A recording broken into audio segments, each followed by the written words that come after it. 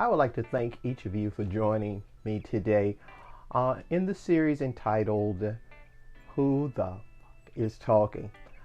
It's a guided journal for those of us who are looking for ourselves. We know that there's a whole lot more going on inside of us than we were taught in Sunday school or were taught by gurus or whoever your spiritual influence has been.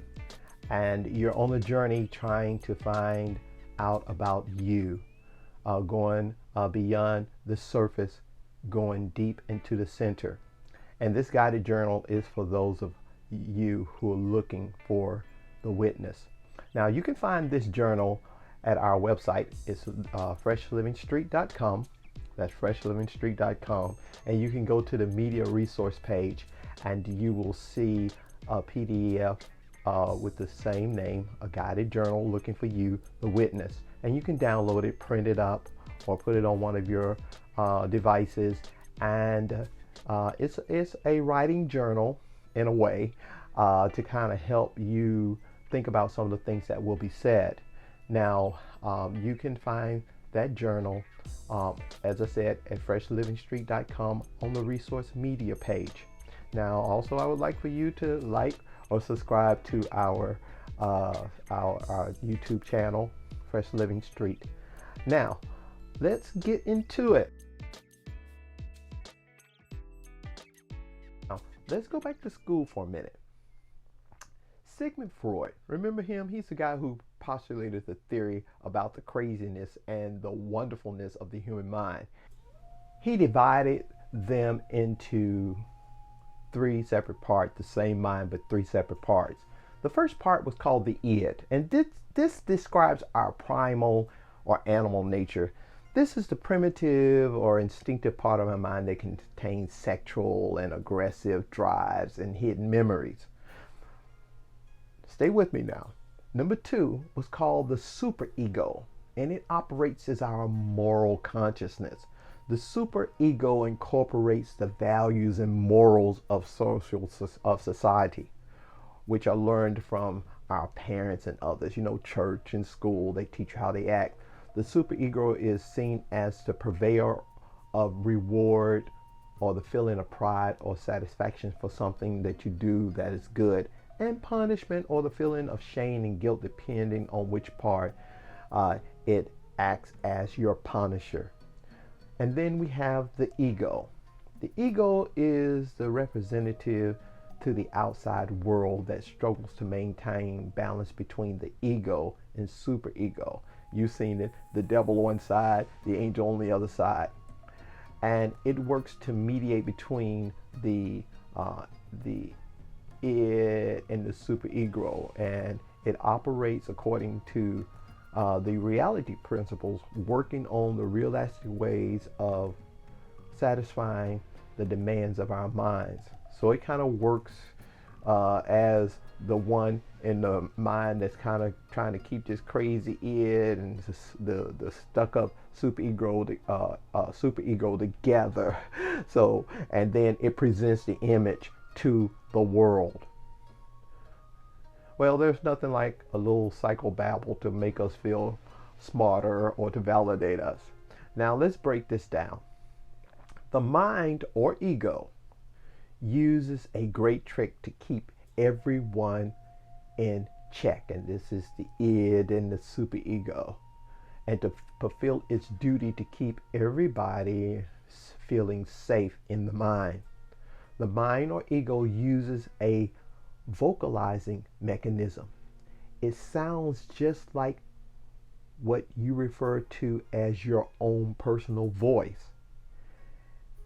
It does this to make it appear as if you, and this is a you that I'm talking about who is aware or the witness, it does this to make it appear as if you are the one speaking or listening, which is a pretty good trick, because you would not be going for this if it was somebody else's voice speaking in your head. So if you heard a woman's voice and you're a man, you would know, hold a minute, this is not me. So it does the trick of mimicking your voice to have you thinking, and I'm talking about the you that is the witness, thinking that you, the witness, is the one who's talking. Now, you're talking about a bipolar moment if somebody else's voice took a residence in your head. Well, in a way, that is happening. Now that you know the voice inside the head is not you, during the day, and this takes a whole day, I just want you to go through the day and I want you to pay attention to the voices in your head. Think about it. You could be walking down the street, or you could be taking your daily walk and you see somebody. You don't even know them, but your voice will make up a whole story. Oh, he must be gay. Look at the way he walking. Look at his clothes. I wonder where he lives. So you made a judgment about this person who you have absolutely no idea who they are. But this happens all day. And you just need to, don't do anything about it, but just take notice. Start listening to the chatter that's in your head. Sometimes it takes maybe 2 or 3 days for you to really fall out of being hypnotized by the voice and start really listening to what they're saying and listen to them, because you'll find out they have personalities. You've got Scary Mary, who's scared of everything, or Scary Marvin, or you got Messy May, who talks about everybody, who has judgment about, or Messy Melvin, however you want to put it. But just take notice and sit down and write about them and about their personalities, because this is what's going on inside your head. But it will also help you to decipher, this is not me who's talking, and I'm not going to be fooled anymore. It is important that you, the witness, that's the one who sits in the center seat of awareness, start separating from the mind or the ego. Now let's go back to our lesson of subject and objects. If you can see, let me put it this way. If you can see it, feel it, or taste it, it's an object, not you, the witness, because you are the subject. Yes, you, the witness, are aware of emotion, pain, thoughts, but they are all objects. I can place a car, a house, a job, or a name or a title in front of you. These things are not you, the witness. They are objects. The same principle applies to mind chatter. It is not you, the witness. It is you, the ego. Many of us go through many exercises of trying to find ourselves. We journal about our past and our present, or our aspiration for the for the future, or we go to church and we try to get it through the Bible, or you go to your favorite cycle or tarot reading. But most of this is done in the confines of a misty, hazy mind, or the ego. And it's done through a mental made reality that the ego, that's you still, have created. In your journal, I feel lonely. Or in your affirmation, I am beautiful, I am love. Or in your bad time, boy, I really feel hate toward this job. I'm confused, I am unhappy. With the minds, now let's put this up. The ego is our mind. Made up reality. We have become, let me restate this. With the mind or the ego, made up reality, remember this is not really reality. We have been tricked into making this become our or your, this is the one who's a witness, reality. You will never figure out why you feel so incomplete or out of control. You will once you become the observer or the watcher or the witness of all these internal worlds and external stimuli. You will realize that they're totally different from who you are. Now getting back to, I'll put the graphic up, subject and object. I, which is the subject, am, verb, lonely, object. You are not lonely. You feel the emotion of loneliness, but you are removed from that loneliness. Just think about it. When you are translated to the next place in your life or die, what dies? The body dies, the emotion dies, the mind dies, but you are still present. That's the you we're talking about. That you that is eternal, that you that never dies. Now, we all postulate about what happens next, but let's just talk about where we are now. You're inside of this earth suit. The earth suit is comprised of emotion, thoughts, body, and the mind. You're inside the suit looking out. Just as if you said, well, when I was in the first grade, I sung in a Christmas program. Now, you may be 6 years old, but you are not that person who right now who was in the 6th grade, because it was something that you did is not who you are, because you're the subject, you're eternal, and the rest will soon fade away. None of these aspects are you. You are the one who sits in the seat of awareness, and you notices. And how do you notice? By conscious. You take your conscious is simply where we're able to focus on a thing and pay attention. Let's just say this. You're sitting and you're watching television, and your conscious, your focus is on the television, and you're having a good time, and all of a sudden a mouse runs across the room, or your focus or your conscious is now taken off of that television, and it's about that rat that's running across the room because you notice. You are the one who sit in the seat of awareness and notices.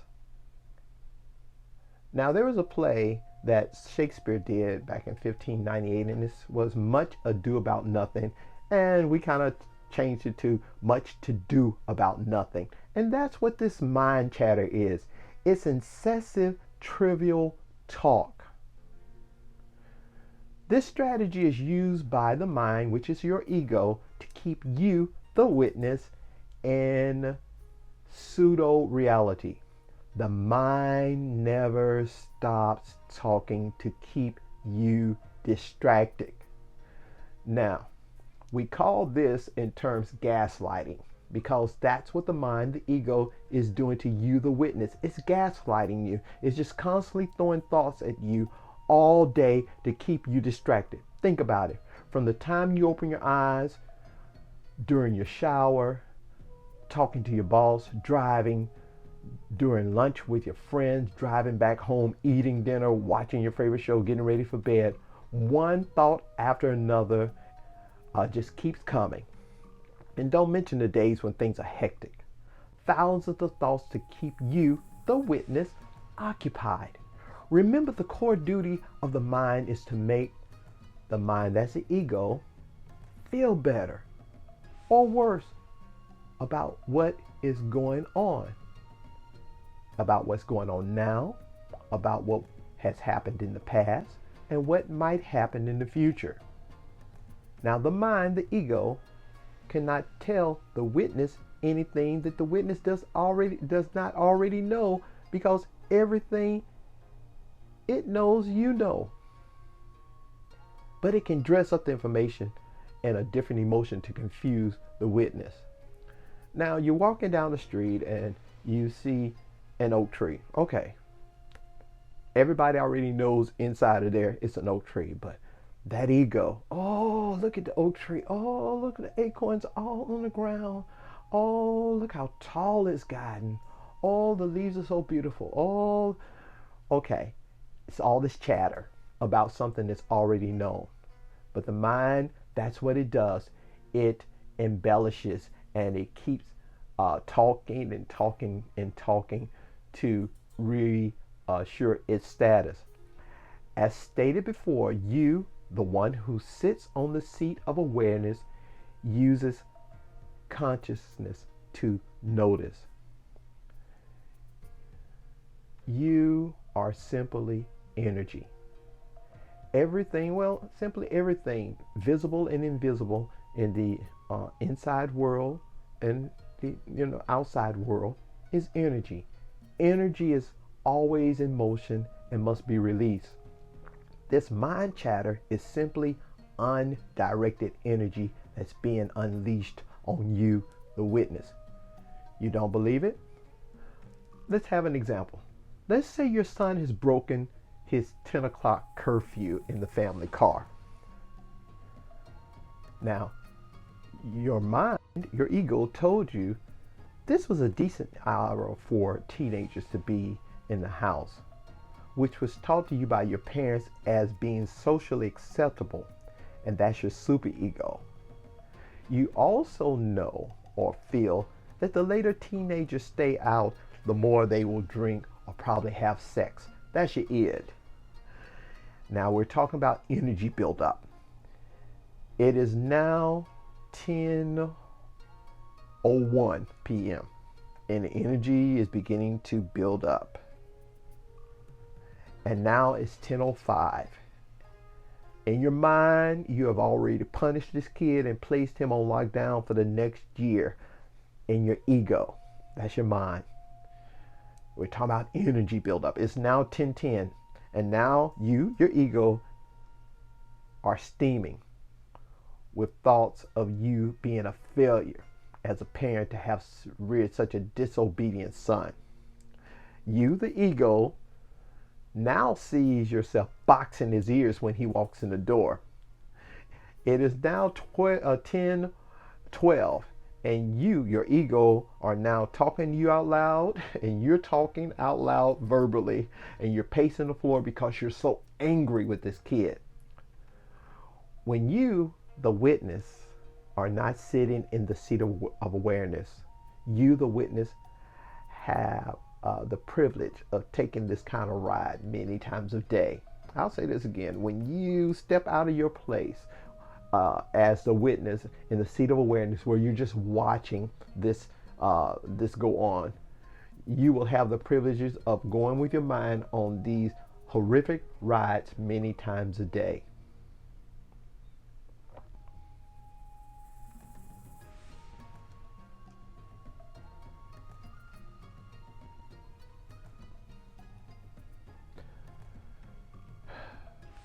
Now, let's talk about the two worlds that are happening inside of you and outside of you. You have your mind, which is the inner world, and you have the real world, which is the outside world. The outside world is wild, it's untamed, it isn't exciting and a scary place to live in. It has its own laws and environment. It's unpredictable and it's scary. There are no controls. It simply is what it is.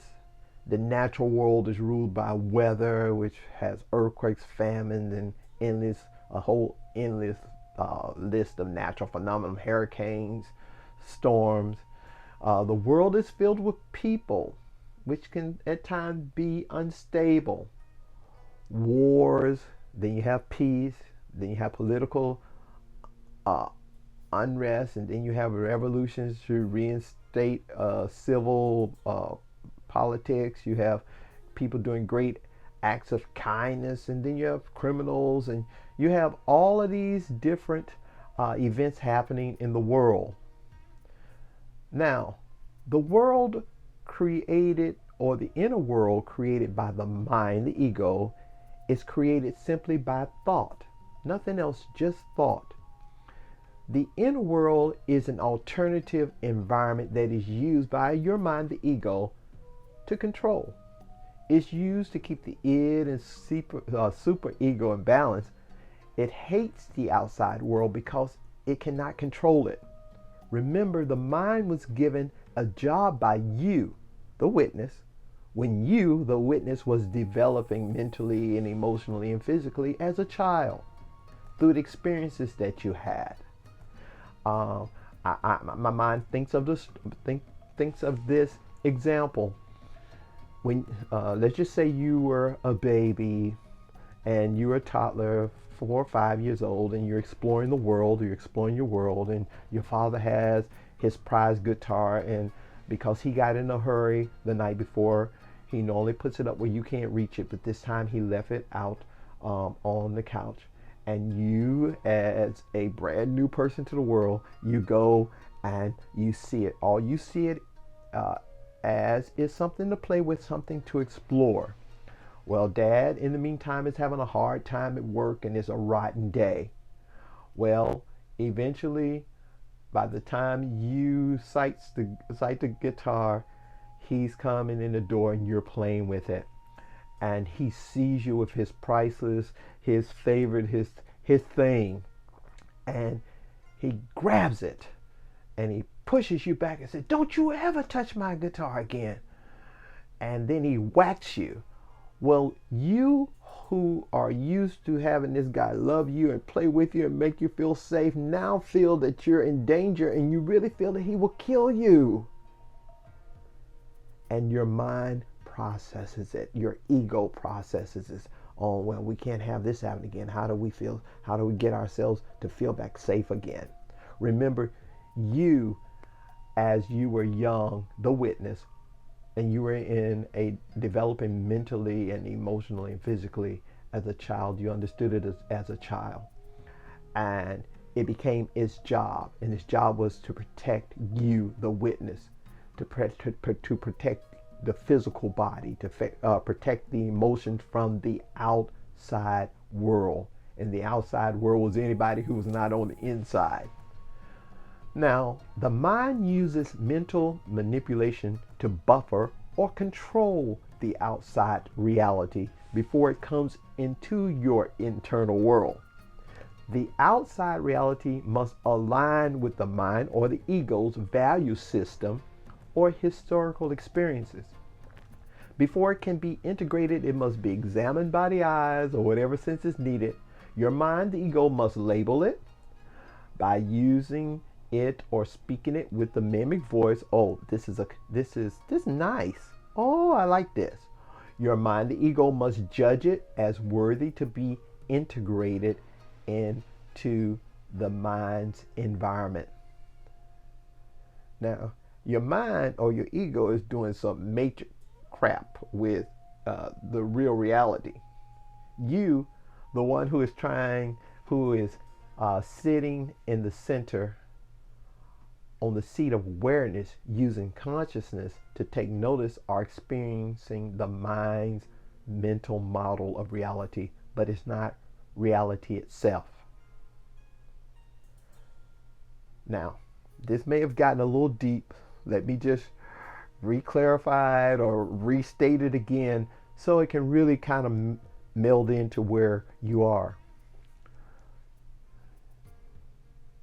The mind, the ego, cannot deal with things not being in its place. You've met people, just like I have. When you meet them, they ask you what your name is. What's the next question? Well, what do you do? Now, in my former life, I was a principal at a private school. So when someone asked me, they asked me what was my name. Well, back then, I called myself, not KC, but Dr. Campbell.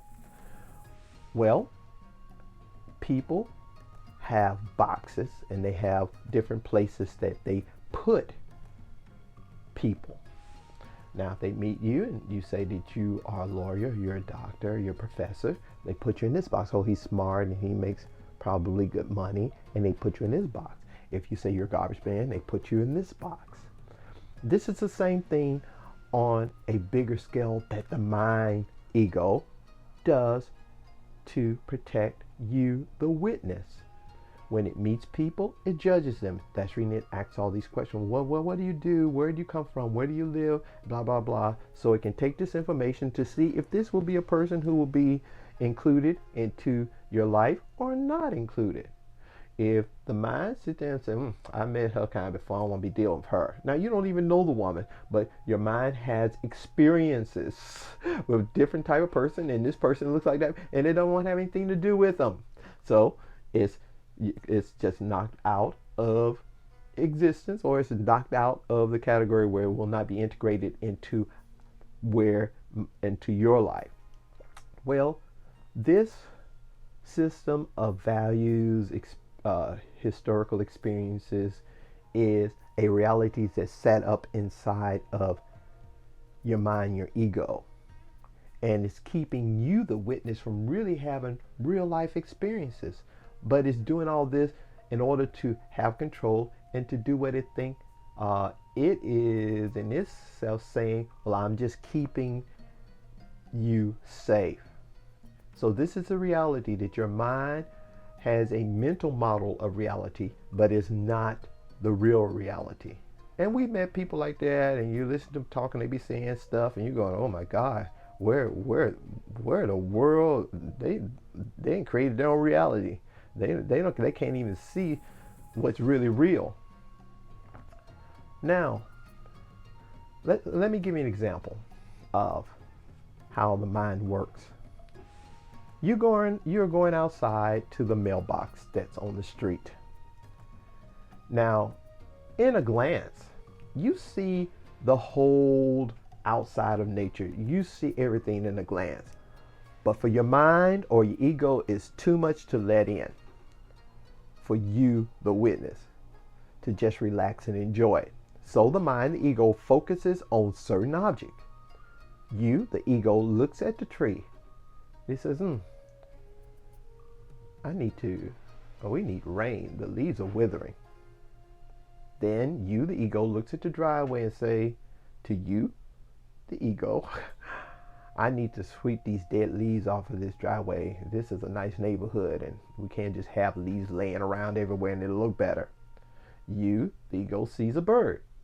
Oh, what kind of bird is that? Classify. Oh, it's a blue jay. Your mind, your ego, has created a story behind each object and integrated it into your mental model reality. The real experience of enjoying the outdoors without judgment is non-existent, because your ego, in its own way, has said, I have averted a crisis.